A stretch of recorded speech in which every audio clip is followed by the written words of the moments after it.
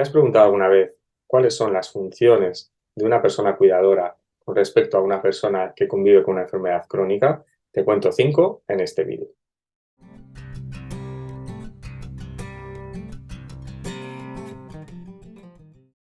Hola, te doy la bienvenida a este vídeo y sí, vamos a hablar de 5 de las funciones más importantes que debe de cubrir una persona cuando está cuidando a alguien que convive con una enfermedad crónica.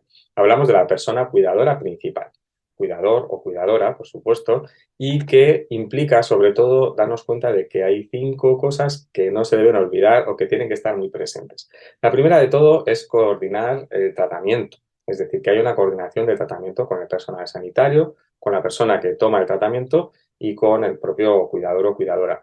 ¿Para qué? Para que no se olvide, para que se haga el tratamiento como se indica en un momento determinado y para que se pueda tener en cuenta sobre todo y registrar si hay falta de esa medicación o cuándo o cuántas veces hace falta que esa medicación sea, bueno, pues toma acogida en la farmacia, etcétera. Es muy importante esta función. Otra de las funciones relacionada también con la coordinación de este tratamiento tiene que ver con registrar cuáles son las reacciones, sí, las reacciones y las complicaciones que trae el propio tratamiento. Quiero decir que a veces el tratamiento, con la mejor intención, se pone por parte del personal sanitario, pero tiene unas reacciones, es decir, el cuerpo de la persona que toma el tratamiento, pues sufre, digamos, algunos síntomas o algunas reacciones que son duras o difíciles para la persona. Entonces es importante que esta información llegue al profesional sanitario, pero es importante saber que esas reacciones no tendrían que estar sucediendo en este momento de tratamiento, por ejemplo, o a esta persona, ¿sí?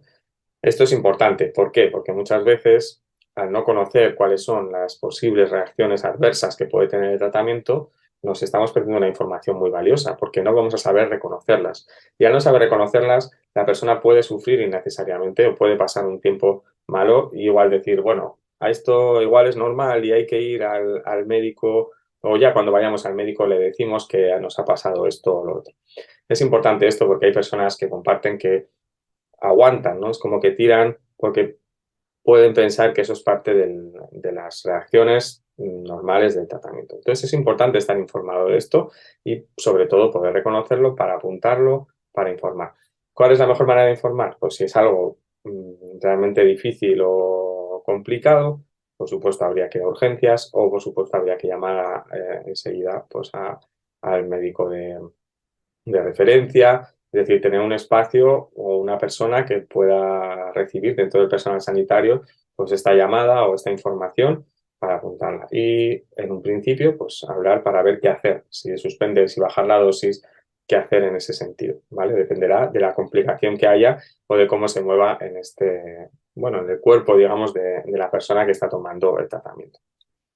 Otra de las funciones principales, vamos con la tercera, tiene que ver con el tema de cómo llegar al hospital cuando hay necesidad, bien sea porque hay una necesidad en cuanto a que se va a hacer una revisión o una prueba, etcétera, bien sea porque es un ingreso, bien sea porque, bueno, pues también es en el ámbito ambulatorio, es decir, que este tema de cómo llegar, el transporte para poder llegar al hospital en el momento establecido, en los momentos en los que se ha solicitado bueno, pues una prueba, como digo, o la necesidad aparece, ¿no? Precisamente de ir al hospital o a un espacio, al ambulatorio o a un espacio médico en un momento determinado.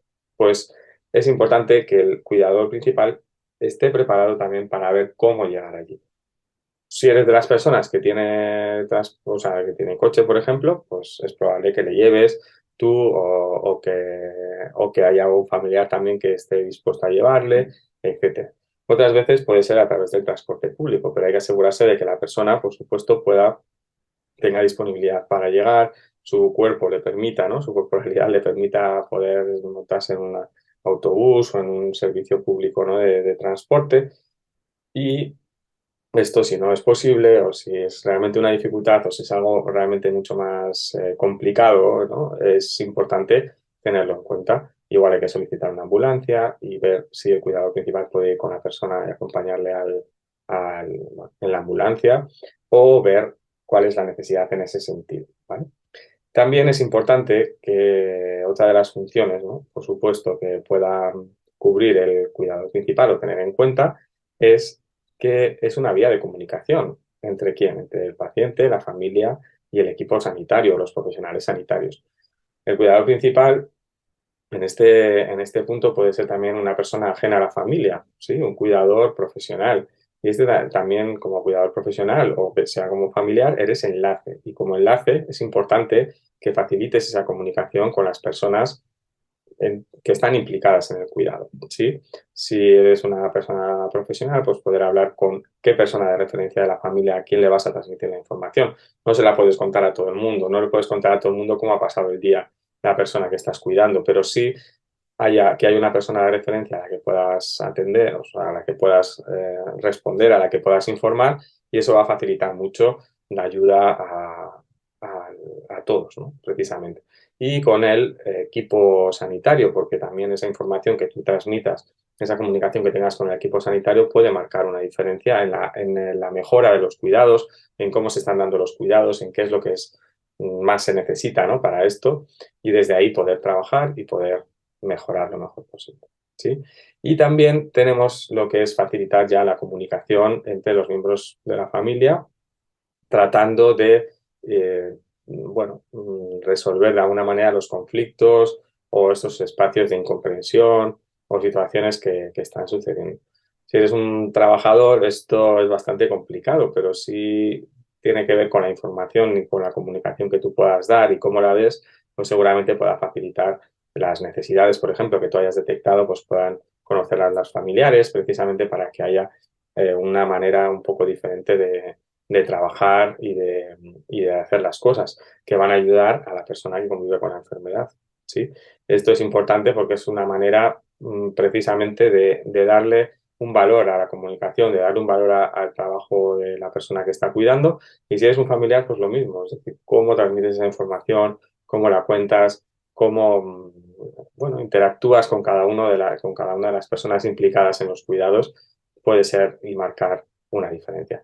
Así es que recuerda que como cuidador o cuidadora principal es importante que tengas en cuenta estas funciones. Hay muchas más, eso seguro, pero sí es importante que las tengas en cuenta, que las apuntes, que veas que se puede hacer, registrar, ¿no?, cada una de estas cosas, y sobre todo que se puede facilitar con esta vía de la comunicación, que la persona esté mucho mejor cuidada y que se mejore y se habiliten los espacios y las relaciones que necesite esa persona para sentirse realmente cuidada y acogida con lo que está viviendo.